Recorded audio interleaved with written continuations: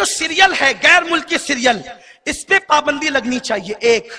दूसरा ये कि फिल्मों के अंदर हर फिल्म का उन्वान ये है कि जब कोई लड़का कॉलेज जाता है या लड़की, तो लड़का लड़की कॉलेज जाने के बाद अफेयर करते हैं, उसके बाद फिर वो एक दूसरे को लेकर भागने का प्लान बनाते हैं और उसके बाद फिर वो माँ बाप को छोड़कर निकल जाते हैं।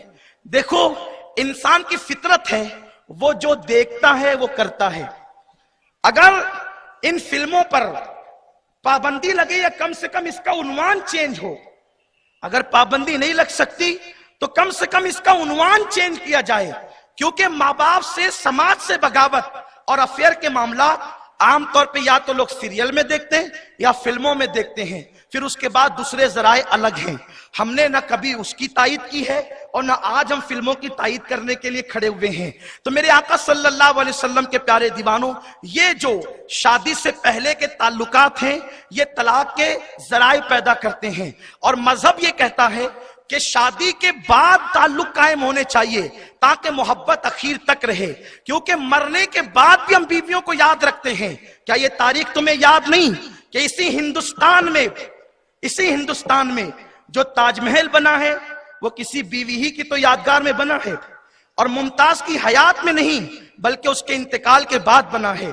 पता चला कि इस्लाम में मियां बीवी का ताल्लुक कितना हसीन है कि जब बीवी जिंदा रहती है तो हम बीवी के रुखसार के तिल पर समरकंद और बुखारा जैसे शहर बसाते हैं। ये समरकंद और बुखारा जैसे शहर क्या है?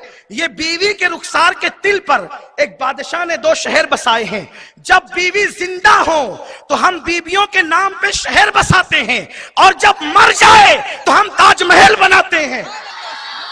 जिंदा हो तो हम शहर बसाते हैं, मर जाए तो ताजमहल बनाते हैं। और एक खास बात सुन ले, ये काबा और मक्का क्या है? ये भी एक मियां बीवी की मोहब्बत की दास्तान है। ये मियां बीवी की मोहब्बत की दास्तान है, काबा और मक्का।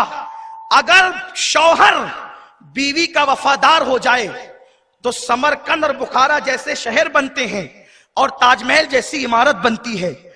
और बीवी अगर शौहर की वफादार हो जाए तो मक्का जैसा शहर बसता है और काबा जैसी इमारत बनती है। ये मक्का बसा क्यों है? एक इब्राहिम खलील की वफादार बीवी हाजरा उस रेगिस्तान में जाके बैठ गई तो अल्लाह ने उसे आबाद कर दिया, और फिर उसके बाद ही काबतुल्लाह बना है। ये भी तो एक चीज है। हमारे मजहब की तालीम ये है, इस्लाम में औरत को ये मकाम हासिल है कि सूरह नूर के अंदर उसकी तफसीर में ये बातें आती है कि शौहर बिला वजह अपनी बीवी का नाम लेकर नहीं पुकारता।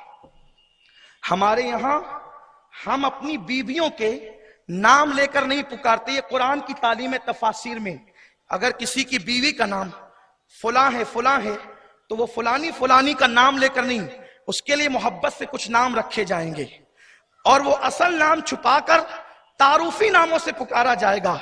जैसे हुजूर अलैहिस्सलाम की सबसे चहीती बीवी खदीजा के बाद अम्मा आयशा सिद्दीका है। हुजूर ने उनका वो नाम छुपाया और उनको हुमैरा कहा और हुमैरा के अलकाब से उनको पुकारा। शौहर बीवी में मोहब्बत इतनी है, आदाब इतने हैं कि हम अपनी बीवियों के नाम लेकर नहीं पुकारते। इसलिए आप कुरान उठाकर देखें, कुरान की 6666 आयतें हैं। एक औरत के अलावा अल्लाह ने कुरान में किसी औरत का नाम नहीं लिया, इसलिए कि मजहब इस्लाम चाहता है औरत को बहुत ऊंचाई पे रखे। अल्लाह के रसूल फरमाते, मैंने औरतों की इज्जत को काबे से बुलंद कर दिया है। इस चीज को हम भूल गए।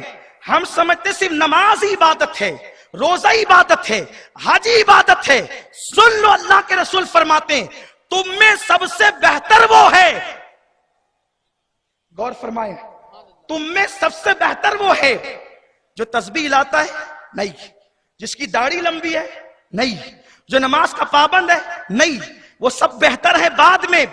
सबसे बेहतर रसूल ने जिसको कहा सल्लल्लाहु अलैहि वसल्लम, तुम में सबसे बेहतर वो है जो अपनी बीवी के साथ सबसे बेहतर है।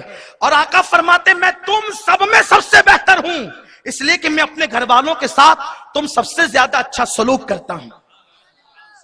नाम जो मजहब औरत का लेने की इजाजत नहीं देता, कितना एहतराम सिखाता होगा। اسی لیے عورتوں کے نام نہیں لیے جاتے ادب کی وجہ سے. پورے قرآن میں ایک عورت کا نام ہے مریم اور باقی کسی عورت کا نام نہیں. حالانکہ بہت عورتوں کا ذکر آیا ہے.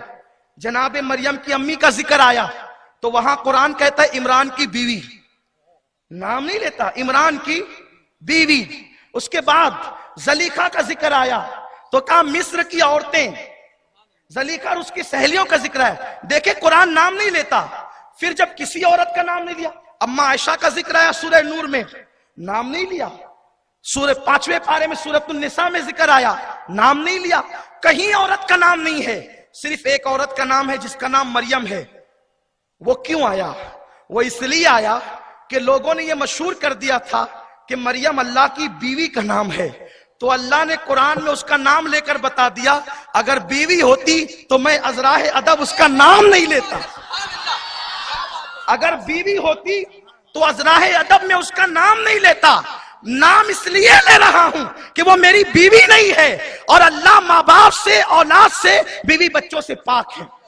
جو مذہب عورت کا نام لینے کا ادب سکھائے کہ نام نہ لو، بچوں کی امی کہو یا کوئی اور القابات دو ان کو، وہ مذہب کتنے حسن سلوک کی تعلیم دیتا ہوگا.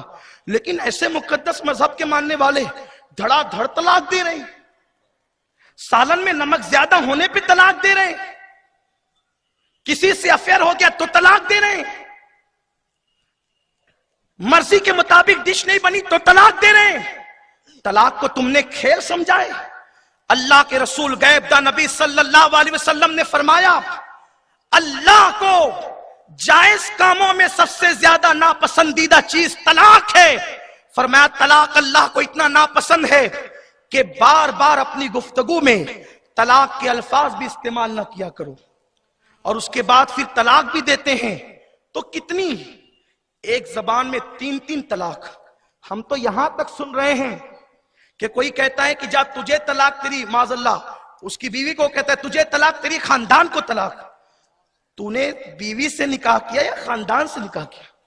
ہنسنے کی بات نہیں، یہ کتنے تعجب کی بات ہے. دور رسالت میں ایسا ہوا ہے. اللہ کے حبیب علیہ السلام کے دور میں ایک صاحب نے ان کی بیوی کو 1000 مرتبہ طلاق کہا. اللہ کے رسول علیہ السلام فرماتے ہیں 3 تو پڑ گئی اور جو 997 تھی اس کا عذاب اس کی گردن پر ہے. یہ اس کے لیے وبال جان بن گئی، آخرت میں عذاب کا ذریعہ بن گئی. اب یہاں پر کچھ سنجیدگی سے کچھ مسائل پیش کرنا چاہتا ہوں. دیکھیں جب یہ چیز اللہ کو ناپسند ہے تو ایک سوال یہ پیدا ہوتا ہے، چونکہ پڑھے لکھے لوگ، ٹیکنالوجی کا دور ہے، لوگ چاند پہ کمندے ڈالنے کی باتیں کرتے ہیں، سورج کی شعاؤں کو گرفتار کر رہے ہیں، لوگ جو ہے وہ مریخ پر بستی بسانے کی بات کر رہے ہیں، دنیا مٹھی میں آ گئی ہے تو لوگ عقل پر زیادہ بھروسہ کرتے ہیں. ہم آپ کو بتانا چاہتے ہیں جب طلاق اللہ کو ناپسند ہے تو طلاق رکھی کیوں؟ پہلی بات تو یہ کہ اللہ کے ہر کام میں حکمت ہے. پہلی بات، جب دو مرد عورتوں کا نکاح ہو جائے تو کوئی ضروری نہیں ہوتا کہ دونوں ایک دوسرے کو پسند کریں یا دونوں کی جم بھی جائے یا دونوں محبت پیدا ہو تو سبحان اللہ. کبھی کبھی ایسا ہوتا ہے کہ دونوں میں جمتی نہیں یا کچھ مسائل پیدا ہوتے ہیں، شوہر میں کوئی عیب ہو، بیوی میں کوئی عیب ہو. جیسے مثال کے طور پر ایک شوہر ایسا عیبی ہو گیا کہ وہ اپنی بیوی کا وظیفہ زوجیت حقی ادا نہیں کر سکتا. یہ وظیفہ زوجیت تھوڑا سا بھاری ہو رہا ہوگا آپ کو، لیکن چونکہ یہاں بزرگ بھی ہیں، ہمارے سرپرست بھی ہیں، ہماری مائیں بہنیں بھی ہیں، تو ہم بہت حیا کے پردے میں بات کرنا چاہتے ہیں.